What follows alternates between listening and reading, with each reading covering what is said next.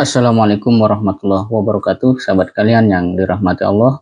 Kita melihat berita untuk weekend ini yang sedikit ringan saja, kaitan tentang sosok Ketua DPRD Jatim, Kusnadi, yang ternyata adalah Ketua DPD PDIP Jatim.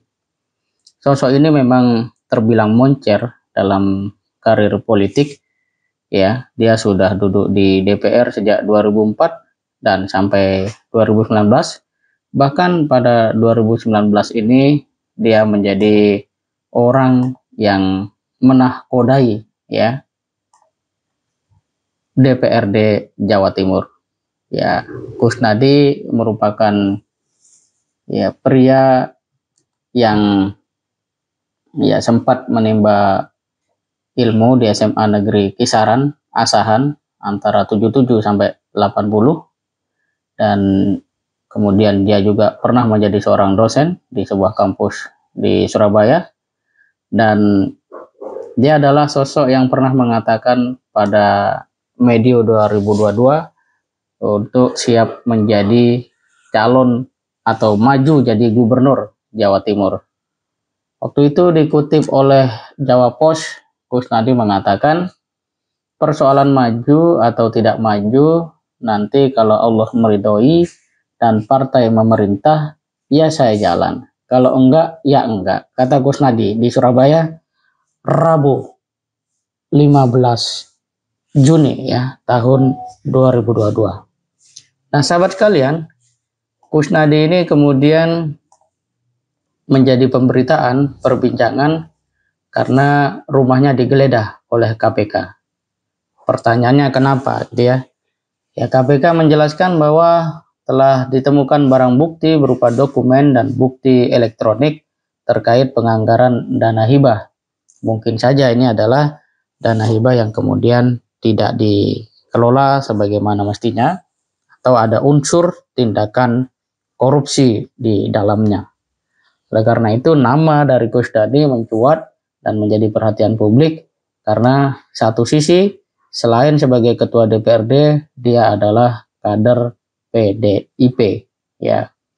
Sehingga wajar kalau kemudian masyarakat memberikan sorotan kaitan dengan apa yang dialami oleh Kusnadi itu sendiri.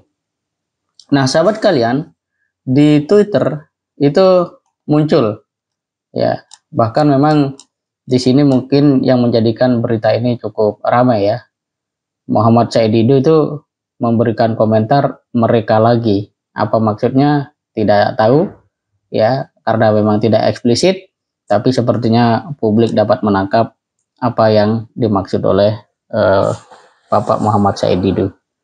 Kemudian netizen juga memberikan komentar bahwa kalau terhadap kasus di mana pelanggaran hukum atau dugaan tindakan korupsi dilakukan oleh partai pemenang pemilu, ya dalam hal ini adalah PDIP, dia mengatakan buzzer RP untuk masalah ini seperti biasa mengkem 1000 bahasa. Sepertinya mereka sedang menyusun kosakata untuk melakukan pembenaran supaya kejahatannya bisa diterima masyarakat. Lalu menyusun strategi untuk mengejek, menghina, dan memfitnah kadrun yang selama ini mereka lakukan. Dan ini adalah sebuah respon masyarakat ya di ruang-ruang media ketika ada sesuatu fakta kasus terjadi.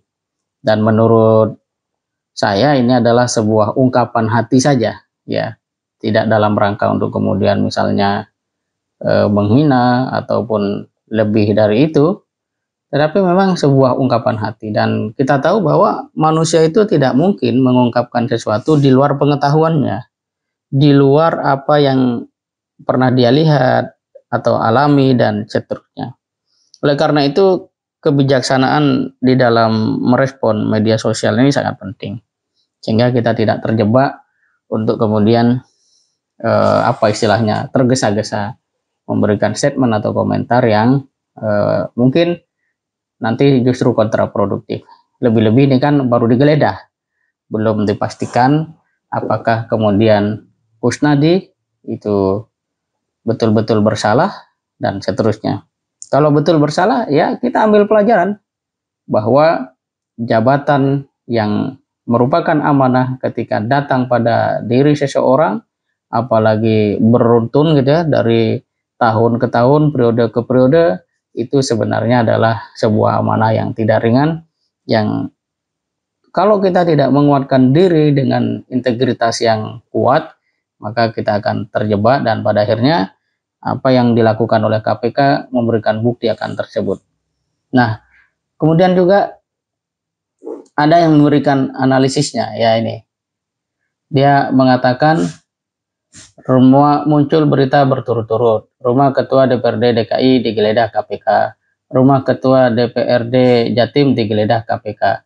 Keduanya kader banteng. Kebetulankah? Nah, artinya ada netizen yang memberikan perhatian pada berita-berita yang muncul di internet, dan saya pikir itu juga merupakan bagian dari data, sekalipun ya kalau mau ditimbang itu adalah data-data yang paling ringan bobotnya, karena kadangkala apa yang muncul di media ya tidak seperti itu ya, sama persis betul ada seperti itu.